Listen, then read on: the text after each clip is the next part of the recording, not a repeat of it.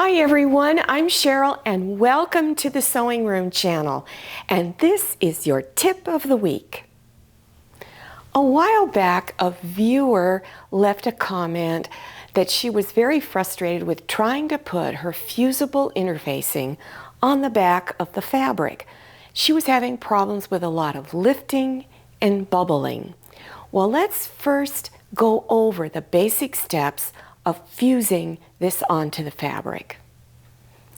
So let's take a look at the interfacing. Now for this demonstration, I'm using heavy iron-on interfacing because that seems to be the one that I have the most problems with.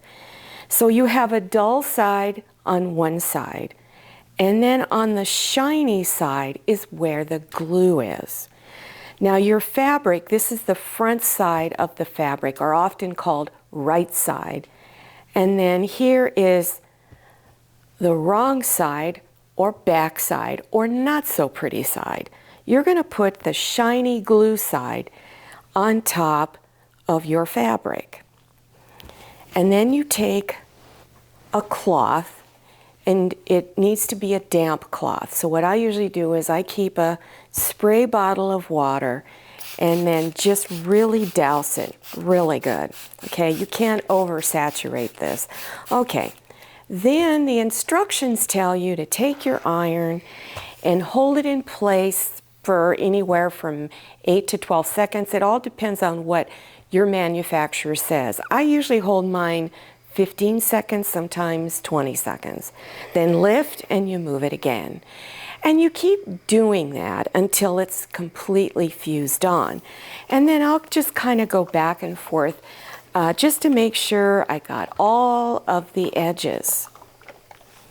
Now, as I look at the back of it, I don't see any bubbling, and I'm going to turn it over to the front, and there's no bubbling. And you always want to let it cool off before you sew it into your project because the glue needs to dry. So let it cool down. Now, here are some more pieces that I've done. They're small pieces and there's no lifting at all. They went on very smooth. On some of them, there's a little bit of lifting near the edge. I don't worry about that because that's either going to go into a seam or very near a seam. Where I find I have the problem with fusing is when it's a really large piece. So let me show you what I do. So the piece I'm showing you is really not as large as what I have when I'm making a table runner. This is just to show you the method I do for pressing. But I have the biggest problem of getting my heavy iron-on interfacing on making a table runner. So here's how I go about it. So I have my fusible interfacing on there, a damp cloth, and I'll go ahead and fuse this end on. Now I've already fused it on a few minutes ago. So now I need to move my cloth and go to the next spot. So before I do that is I will lift the interfacing like this, take the iron and push against it, and then hold it in place. And then after I've held it in place long enough, I'll move it to the other place. Once I think it's fused on, I'll go back and forth. Now, why did I have to lift it? I found that what happens is there's pockets of air that gets trapped. So you need to push it out. So I will continue that process all the way down the table runner. I'll keep lifting, fusing it on, and smoothing it out. Now, you still might have some bubbling. It's not a perfect solution, but it helped to keep it way down.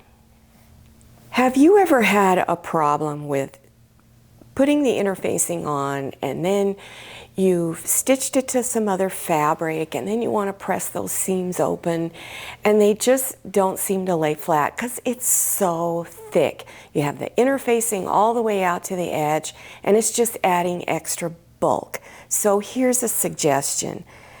Cut your interfacing at least a 1/2 inch to 3/4 of an inch smaller than the piece of your fabric.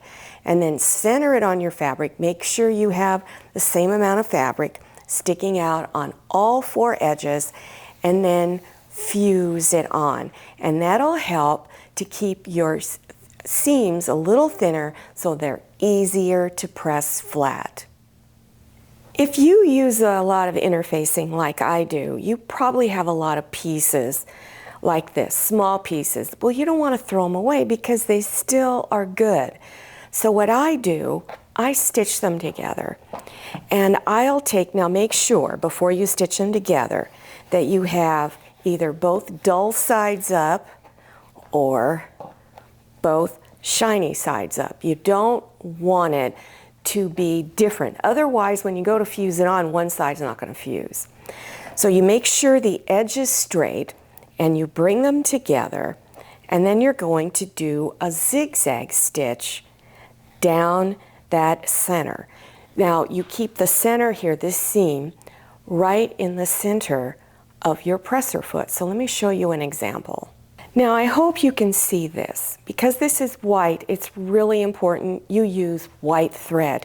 Because if you try to fuse this onto light fabric, it will show through.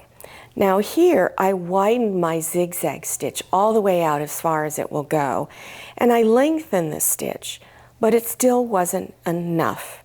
Because the stitches are so close together, it's not going to allow the glue in here to adhere. And I also kind of overlapped a little too much. So you want to try real hard to control that fabric. So let me show you one more. Now this one, I made my stitch as long as it will go, so it will allow the glue in there to adhere to your fabric. I hope this tip of the week was helpful to you. If you're interested in watching other tips of the week, and I have a lot of them, then scroll down below your YouTube screen to the description section. Click on Show More or the down arrow, and it will expand open, and you will see a tip of the week playlist link that you can click on. Also, I'll have some beginners sewing project that you can also take a look at. Now, don't forget to follow me on Instagram and check out my Facebook page. Thank you so much for watching. I'll see you next time, and happy sewing. If you like the Sewing Room channel, one of the best ways to show your support is to subscribe by clicking on that red subscribe button and give this video a thumbs up. And don't forget to click on share to share this video with your friends. And make sure you click on the bell so you receive notifications for all my new videos. I'm Cheryl, this is Manny, and this is Scotty. See you next time.